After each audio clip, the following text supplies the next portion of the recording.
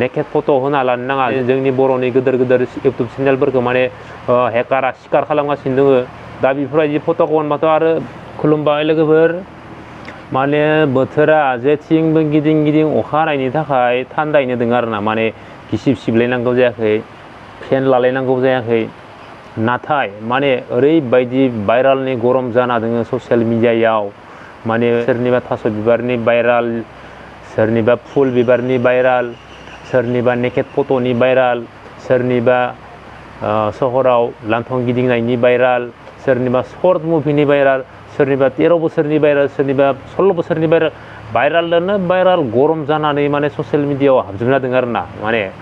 दसे जिरायनानै मबाइल नायनो बा सिनेमा माबा मोनसे नायनो होननानै मबाइल खेवबानो माने भाइराल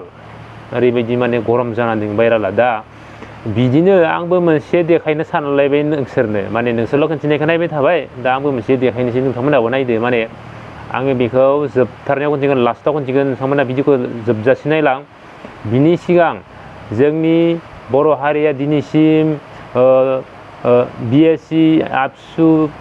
पिटिसि बिटिसि बिटिआर आलागै जोङो गसंनानै दंफायो बिनि सिगां माने 6 शेड्युल आरो 8 शेड्युलनिखौ माबोरै मोनबोदों बेसेबां खस्थ'नि गेजेरजों मोनबोदों सोर माने जुजिनानै लाबोदोंमोन बेखौ माने 6 शेड्युल आरो 8 शेड्युलाव माने मावबोनाय 6 शेड्युल आरो 8 शेड्युलखौ लाबोनो हानाय सानै आबै आबौमोननि बाथ्राखौबो नोंथांमोना खोनासंना लाग्रो आरो बिसोरनिखौबो माने ओरैबायदि भाइराल खालामनानै हो माने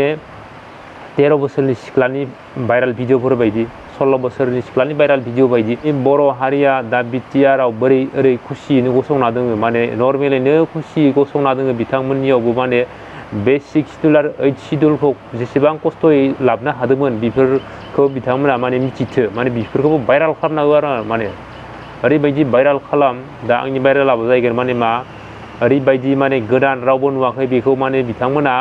फेसबुकआव होदोंमोन फेसबुकआव होनायाव माने रावबो नायस'नाखै खासे खानै नायस'नोबो जानायमोन जेब्ला आं नायदोंमोन माने आं नुदोंमोन माने 1 घन्टाल' जाबाय बिथांमोन होनाया माने हायाव पाथि बनानै ओइ जि दोनग्रा आलना सिङाव माने मार भाइराल आरो माने बेनिफ्राय आं नुनानै लोगो कमेन्ट हरबाय नोंसोरखौ भाइराल खालामनांगौ ना होननानै बेनिफ्राय जेबो रिप्लाइ फैथ'वाखै ओमफ्राय आङो बेलेगखौ नायनानै उनाव बिसोरनिखौ नागिरफिनबा माने बिसोरनि नामनि एकाउन्टखौ नायफिनबा माने एकाउन्टआनो ब्लक माने एकाउन्टआनो लक आरो एकाउन्टआनो गैला बिदि होनाङा माने बेफोरबायदि भाइराल भिडिअ होनायनि थाखायनो सोरबा माने रोंस्लाबियाव माने बे फेसबुक बा इउटुब इन्सटाग्राम दांनो रोंस्लाबियाव माने निजिनि फट'आनो माने भिडिअ'आनो लिक जालाङो आरोना दा थिग बेबायदिनो बिथांमोननियाबो लिक जादोंमोनबो जानो हायो खिन्थु आं बिसोरखौ भाइराल खालामनानै लासैसो खालामनो सानाखै खिन्थु मोखांबो खिन्थिया एकाउन्टबो खिन्थिया खिन्थु बिसोरखौ जुदि नोंथांमोना बे भिडिअ'खौ नुदोंबा माने साबधान जा आरो जाय बे भिडिअ'खौ नायदो नोंथांमोनाबो माने शेयार खालामनानै हो माने जाहाथे बिथांमोननियालागै सहैथो आरो खायसेफोरा बुजिनानै मोनथो माने नेकेट फट' होना लानो नाङा जोङो एख' टेक्न'लजिनि मानसि नङा जेनेबा माने जोंनि बर'नि गोदोर इउटुब चेनेलफोरखौ माने हेकारा सिखार खालामगासिनो दङ दा बेफोरबायदि फट'खौ होनबाथ' आरो माबोरै एडिट खालामनानै नोंखौ माने बोरैबायदि अपमान खालामगोन माने नोंखौ डिप्रेसनाव खोलैनानै माने सुइसाइड जानायनि लामायाव खोलैनो हागोन आरो बिसोरो दा आं नोंथांमोनखौ इदि जाथों साननानै माबायाखै दा जेनेबा नोंथांमोना खाबधानै था बेफोरबायदि जानला मेनला होनानै लानो नाङा बेनिफ्राय दा 6 शेड्युल आरो 8 शेड्युलाव खामानि मावबोनाय सानै आबै आबौनि बाथ्राखौबो नोंथांमोना खोनासंनानै लादो आरो बे सोरनि बाथ्राखौबो भिडिअखौबो भाइराल खालामना होदो जोंनि बिटिआराव आलो गोजोनै गसंना थाबोनाय जिरायना थानाय सुबुंफोरा माने बिथांमोननि भिडिअखौ नुनानै गोसोआव बोरै सानो माने कमेन्ट खालामलायनो हागोन आरो नोंथांमोना दा भिडिअखौ नायना लाग्रो नोंथांमोना आङो बर' साहित्य सभानि बिथोनाव 1982 सनावनो आङो माने बे प्रमद बोराइनि प्रमद चन्द्र ब्रह्मनि माने हिन्दी बर' इंलिश हिन्दी डिक्सनारिखौ कम्पाइल खालामनो माइसुराव सेन्ट्रेल इन्सटिटिउट अफ इन्डियान लेंगुवेजनि माइसुराव थांदोंमोन 3 मास जोङो बेवहाय थाहैदों थानानै बे 6 शेड्युला जुदि बे डिक्सनारिया जायामोनब्ला कम्पाइल जायामोनब्ला बा बेखौ जों सोदांहैयामोनब्ला बे माबाया बर' माहारिनि बे 6 शेड्युल 8 शेड्युला जायामोन मानो होनना बुङोब्ला बे 8 शिड्यूलाव 6 शिड्यूलाव थिसननो थाखायनो बर' साहित्य सभाखौ बिथोन होदोंमोन बे बिथोन होनायाव जों साब्रैया लागातार 3 मास थाहैनांदों बिथांमोना जाबाय सुरत नार्जारी मेघनाथ मुसाहारि आंनो ओमफ्राय दलेश्वर बर' बिथां आरो बेनिफ्राय रामचरण ब्रह्म बिथां सानैया दलेश्वर आदा दलेश्वर बर'जों आदा रामचरणजों थैनानै थांबाय बेयावबो जोङो अनेक खस्थ' खालामनाय बेखौ जेब्लानाखि 92 आव माने प्रिन्ट आउट खालामनो हादों बे दिननिफ्रायसो जोंनि बर' रावा 6 शिड्यूल बा 8 शिड्यूलाव फैनो मोनदों बिनि सिगां जायाखैमोन बिनिफ्राय बे राव माबानायनि अनगायैबो आङो गोदोनिफ्रायनो बै जे माने जोंहा बड'लेण्डनि माने आन्दलन जादों बे आन्दलनावहाय 3 मेन एक्सपार्ट कमिटि राम भिलेज पार्ट 1 एकर्ड बेवहाय आङो 3 मास गाहाम एखेबारे माने देबरगावआव थानानै ओंखाम संनायनि बा बाजार खालामनायनि बिबान मोननानै लागातार माने बे दा NIA आव खाजानाय अमल आवगाया होमब्ला माने क्लास 5 आवल' फरायोमोन बे फरायनाय समावनो आङो माबादोंमोन एखेबारे बेवहाय खाथिनांदोंमोन हा जोंनिया बाबा आंखौ दोनलांनो नागारै बबेयावथो थांखोब्रा होननानै सोंलायग्रामोन बे गथ'आ दिनै बे दुखुनांथाव बाथ्रा आङो कन्ट्रिबिउसन होनाया बेल' नङा गासिबो गोदो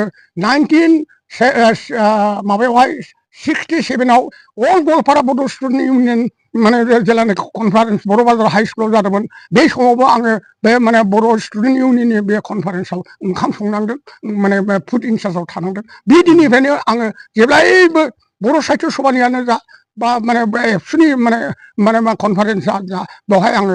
सब समय फुड इनचार्जआव थानांदों जेलानाखि सानसुमा खुंगुर बसुमतारिया नैबे टेङापारायावहाय माने माबा प्रेसिडेन्ट जाब्ला बर' स्टुडेन्ट इउनियननि माने माबा प्रेसिडेन्ट दंमोन बे समावहाय आङो फुड इनचार्जमोन आरो बेनिफ्राय जेलानाखि माने आदा माने कमल कुमार ब्रह्मआ बर' साहित्य सभानि प्रेसिडेन्ट जायो होमब्ला गार्लसआवहाय माने एखेबारे ओंखाम जाहोनांगौ गिलु बालु अखा हानाय एखेबारे अखा दैजों जों ओंखाम संनानै जाहोनांदों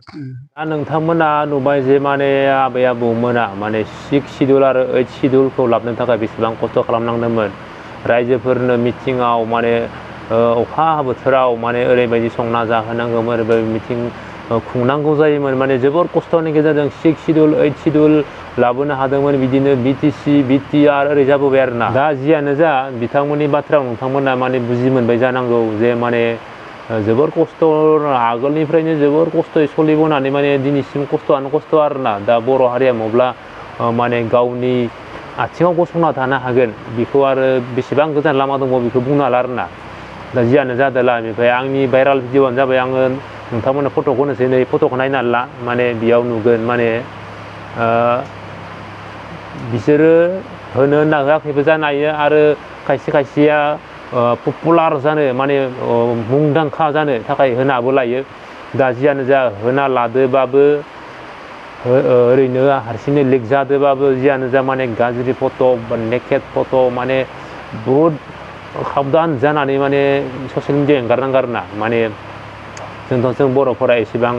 टेक्न'लजिनि रोंगौथिया बहुद खम आरोना माने बेलेगफोरा जुदि मोनो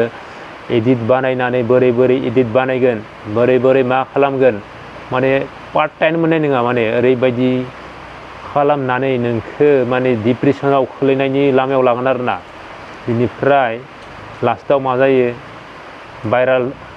होग्राया एडिट खालामग्राया सोर भाइराल भिडिअ'आ सोर माने गुबुनफोरासो इउटुबारफोरासो माने इयारनिं खालामनानै लाजोबनाय आरोना मालायनि भाइराल फट'नि थाखायनो मालायनि भाइराल भिडिअ'नि थाखायनो नोंहा दा जानला मेनला बिदि फट' होना लानो नाङा भिडिअ'आथ' भिडिअ' बादखा माने नेकेड फट' होना लानो नाङा माने दा आंनिखौ फुरा फेसखौ होबाथ' माने ओरैबायदि माने खैफोदाव गोलैगोन नाथाय आं होआ थेवबो जायफोरा बे भिडिअ'खौ नायदो माने आं नोंथांमोनखौ माने रिकुवेस्ट खालामो आरो जे पपुलार जानो सानबाबो माने बेफोरबायदि नेकेड फट' होनना माने गोबां दङ आरोना माने इउटुब चेनेल खुलिनानै माने इउटुबाव इयारनिं खालामनो साननाय माने गोबाङानो इयारनिंबो खालामनो हायो नाथाय जोंनि बर'फोरा इमान खस नङा मानोना जोंनि बर' लेंगुवेजखौ माने गुबुन जाथिया नाया आरोना बेलेगफोरा नाया जोंनि बर'फोराल' नायगोन आरो बर'बो नायबावलायासो आमखानि इउटुब बिदिनो मा नायनो ओरैनो जों नायगोन ओरैनो इसोरसो फैसा मोनगोन ओरैबो जायो बेयावबो जोंनि बर'फोरा इउटुबाराव दावगाया आं इयारनिं थाखाय खालामनो भिडिअ इउटुब चेनेल खुलिखायाखै माने आंहा मोनसे हिस्ट्रि जाना थालांनो थाखायसो इउटुब चेनेल खुलिनानै होनाय जादों आरोना आं मिस्ट्रिनिसो भिडिअ होयो दा अखाबाय थानानै बिसोर खामानि मावनाय भिडिअ नायाखै बेनिखायनो आङो मालायनिफोरखौनो जि मोनसे मोननै बुंथाव जानाय बाथ्रा बेफोरखौनो बुंनानै भिडिअ होलाबायो आरोना दा जियानो जा पपुलार जानो थाखाय भिडिअ बानायो भिउ थाङा रावदोबो नायजाया माने भिउ थाङाबा बिराद गोसोआव खान्थि मोनोना जोंनियाबोथ' भिउ थांखाया थेवबो आं एखौ खान्थि मोना भिउ थाङाना अब्लानिया माने माबायदि भिडिअ होबा माबायदि माने फट' होबा माने भिउ थांगोन ओरैबायदि मानसिनि गोसोआव साननाय फैयो आरोना माने सानै साननानै नों माने गाज्रि लामाखै माने आगान सुरलांनो टाइप जालांगोन आरो जेनेबा माबायदि भिडिअआव भिउ फैयो बेखौ नायखोमानानै माने मिनिखौ ओरै केटेगरिनि लाइननियावसो माने भिउ फैयो आरोना बेफोरबायदियाव माने दिनै इसे गाबोन इसे माने फिसा ड्रेस गाननायनि माने भिडिअ होयो फट' होयो माने लास्टाव नेकेट फट'खौनो माने बेफोरबायदि होलाङो आरोना दा टाउनाव लंथङै गिदिंनायफोरा मा बेफोरबायदिनो भिउ मोननो थाखायनो गिदिंनाय आरोना दा बिसोरनि थ्रुयै माने गोबां इउटिउबारासो बिदिनो आर्निं खालामना लानो हायो आरोना आं दहायनो बुंलांखाबाय दा जियानो जादोला दा आं भिडिअखौ बेखिनियावनो फोजोबनाय जाबाय आरोना गोजोन्थों।